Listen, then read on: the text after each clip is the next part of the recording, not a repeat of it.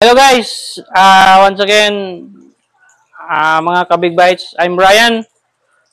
Okay, may bago tayong setup na ginagawa on process. Actually, last month meron tayong bago ding na nabuo at nalagyan na ngayon ng crabs. So ito ay bago na naman.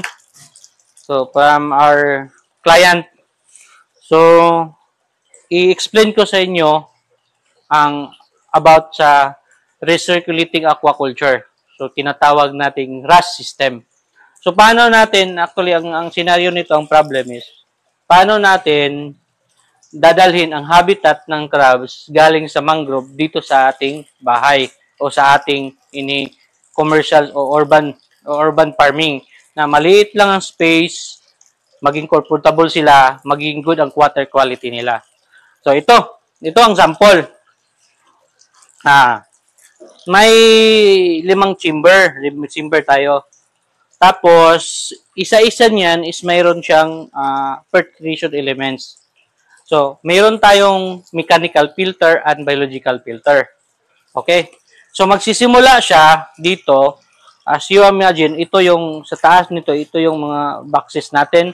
Nandito yung mga crabs natin. So, of course, yung crabs is, magdudumi sila. Then, mag-introduce din tayo ng pagkain. Then, yung pagkain at saka dumi, mag-create yan ng ammonia. So, paano natin yan sila i-eliminate? At saka, yung water na mapunta sa boxes is kaya na ng crabs. Okay? Ito, lahat ng mga waste na galing sa boxes is dito lahat mapupunta. So, nakikita nyo. So, for example, ito galing sa boxes. Papunta siya sa ating mechanical filter. So, ito yung mechanical filter natin. Tingnan niyo. Yan. Yan ang mechanical.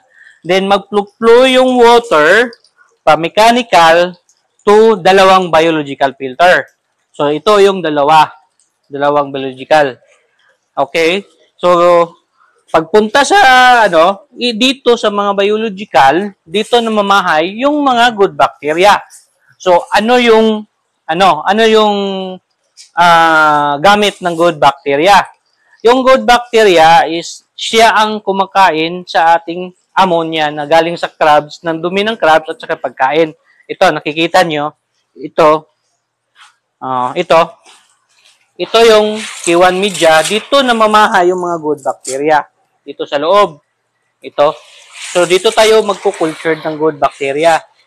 So, kakainin yung mga ammonia galing doon sa waste, papunta dito. Actually, doon sa mechanical filter, hindi yan pa lahat ng mga ammonia is, kasi magdadaloy-daloy lang siya sa water, sabay siya ng flow.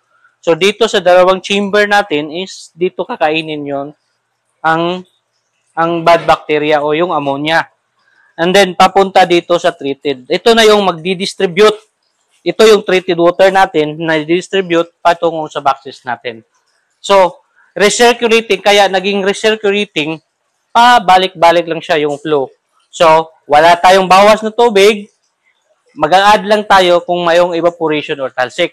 So, kaya sinasabi siyang recirculating aquaculture o recirculating aquaculture system. So, ito yung sinasabing one of the example of recirculating aquaculture. Okay, thank you. I hope meron tutunan kayo, and like and follow para marami tayong mga videos na gagawin about sa agriculture. Thank you. Bye-bye.